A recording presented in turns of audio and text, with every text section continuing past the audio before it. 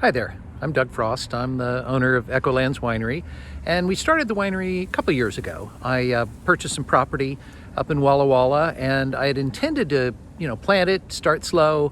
And Greg Harrington of Gramercy Cellars, who's one of my old friends, basically said, no, that's not how it's going to go. You're going to get some Les Collines Syrah fruit, and you're going to make some wine. And this was in January of 2018. So I said no, he said yes, my wife said terrible idea. I said okay, let's do it. And so we made some Syrah from Les Collines. We made a little bit of wine as well from other vineyards such as Seven Hills Vineyard in 2018. But the Les Collines Syrah is really what we focused on. And it was 2% Viognier. We got Viognier from right next door. We harvested a little bit earlier than other people do because that's my proclivity. I guess I just always saw Syrah as something that was grown in the Northern Rhone and not necessarily something that was big and fat and jammy as so many California and Australian Syrahs were, at least for a time. And so our view was only about 20% new oak, 100% puncheons, so 500-liter barrels, not little barriques. Why? Because I'm trying to get the oxygen to it, but I don't want to have a whole bunch of new oak on there. So, a larger format barrel, I believe, lets me have some oxygen without necessarily having a lot of exposure to brand new oak, even if we're just using 1/5 new oak and the rest is used. It's really our view that lets the fruit talk.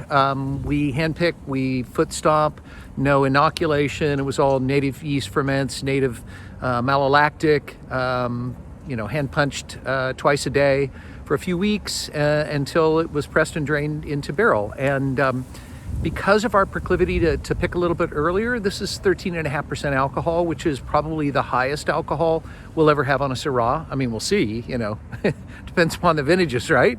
But no, our view really is that that's a good place for Syrah. I like wines I can drink more than a couple glasses of. Is that wrong? Am I wrong? No, I don't think so. We make, like I say, a Seven Hills Red Bordeaux blend from Cabernet Sauvignon, Cabernet Franc, Merlot, a little bit of Petit Verdot. We also make a Grenache that's grown on the rocks, but we, again, harvest that early. It sees virtually no oak at all, just a tiny bit of oak at the very tail end to kind of soften it out. Just the rest of it's stainless steel drums, just trying to keep the freshness and purity to it. We make a tiny amount of pet nat out of some Seven Hills Cab Franc that we've deemed, how can I put it nicely, just insufficient to our needs, shall I say? But it's really good as pet nat.